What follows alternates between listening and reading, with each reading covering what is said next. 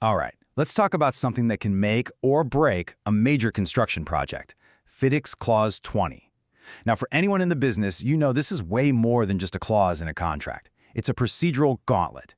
It's a high-stakes journey where every single deadline, every piece of paper matters. You get it right, you can save a project. You get it wrong, well, it can be a total disaster. So today, we're going to break down exactly how to navigate this claims gauntlet under the 2017 Red Book. So here's our game plan. We'll kick things off with a huge shift in how claims now work. Then we'll look at the absolutely vital role of the engineer. From there, we'll walk through the process step by step, that nail-biting first notice, how to build a rock-solid detailed case, and finally, what happens when the engineer makes the call. Ready? Let's jump in. Okay, first up, a new era for claims. And really, the big story with the 2017 edition is that it completely reimagined the landscape to create a much more balanced playing field for everybody involved.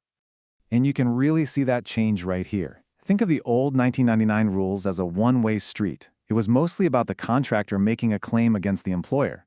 But the 2017 Red Book, it completely flipped the script. Now it's a two-way street. There is one single, symmetrical process for claims, which means the employer has to follow the exact same strict procedure as the contractor. It's a massive, massive step toward fairness. So who's the referee in this new, fairer game? Well, that brings us to the engineer. Their role has been seriously beefed up, positioning them as the central, fair arbiter in the whole process. Now here's where it gets really interesting. Yes, the engineer is technically an employee of the employer, but, and this is a huge but, the contract demands that they act impartially. They're not allowed to help either side prepare a claim. Their one and only job is to evaluate a claim based on its merits, and it doesn't matter if it came from the contractor or the employer. The same rules apply. And you don't have to take my word for it. This quote from the FIDIC Golden Principles says it all. The engineer's decision has to be based on the contract, period. It can't be influenced or controlled by the employer. If the employer doesn't like the decision, their only option is the formal dispute board, not leaning on the engineer to change their mind. Okay, so we've got fair rules and an impartial ref. Now, let's step into the gauntlet itself.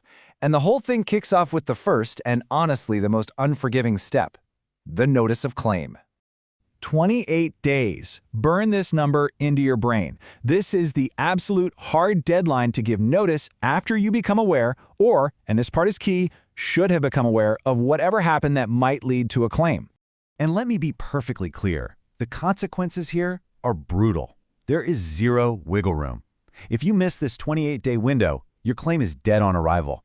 It is completely null and void. Gone. That's why people call it a time bar clause. The gate just slams shut. No second chances. Here's the exact wording from the contract.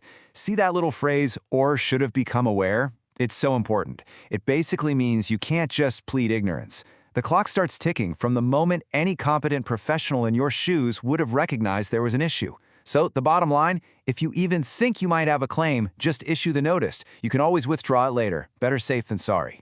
But wait, there's a little twist. The engineer is on the clock too. As soon as they get a notice, they have 14 days to respond if they think it was submitted late. But here's the kicker. If the engineer doesn't say anything within those 14 days, the claim notice is automatically considered valid, even if it was technically late. So that really puts the pressure on the engineer to act fast. All right, so you made it past the first gate. Phew. But don't start celebrating just yet, because now comes the real heavy lifting, building your unshakable case with a fully detailed claim. And for this next phase, you've got a new number to remember, 84 days. That's your window, starting from when you first became aware of the event to submit your fully detailed claim. And this is the whole shebang, your entire argument plus all the evidence to back it up. Now, the absolute backbone of any strong claim comes down to one thing, what FIDIC calls contemporary records. And this isn't some report you write up weeks after the fact. No way. We're talking about records that are created right then and there in the moment as things are happening. They're the unbiased, real-time proof of what went down. So what does this look like in the real world? Well, it's the stuff you're probably already generating every day. Your daily site records, the test results from the lab, survey data, official weather records. This stuff is absolute gold because it captures the facts as they happened, without any spin or the fog of hindsight. So when you put together your submission, it has to include these 4 key ingredients. 1. A detailed story of the event. 2. the specific part of the contract or law that gives you the right to make a claim. 3. All of those crucial contemporary records we just talked about. And 4. The math, the detailed calculations for the money or the extension of time you're asking for. So, you've submitted your detailed case. You've laid all your cards on the table. Now, all eyes turn to the engineer. This is the moment of truth. It's time for their decision. And this is where that whole impartiality thing really gets put to the test. According to the rules, the engineer has to consult with both parties, look at all the evidence, and first try to get everyone to reach an agreement. But if that's not possible, if the two sides just can't see eye to eye, then the engineer has to make a fair and reasonable determination all on their own. Oh, and it's worth mentioning a special kind of claim, one with a continuing effect. Think about something that has an ongoing financial impact, like maybe a new government regulation that increases wages, or a steady rise in material costs. For things like that, you submit an interim claim. Then you update it every month with the new numbers.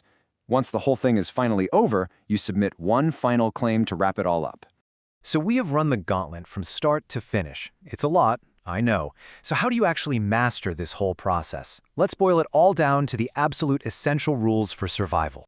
Here's what you absolutely have to remember. First, the playing field is level now. The same rules apply to everyone. Second, the engineer's impartiality is the foundation of this entire system. Third, and I can't say this enough, that 28-day notice is a strict, non-negotiable deadline. Do not miss it. Fourth, your 84-day submission needs to be built on a foundation of solid, robust evidence. And finally, contemporary records are your best friend. They are the currency of a successful claim. And all of that leaves us with one final big question. The contract is crystal clear about fairness and the engineer's independence. But in the real world, where we know restrictive practices can sometimes creep in, how do project leaders make sure that spirit of impartiality is actually being upheld on site? That's the real challenge, isn't it? Taking these principles off the page and making them work when the pressure is really on.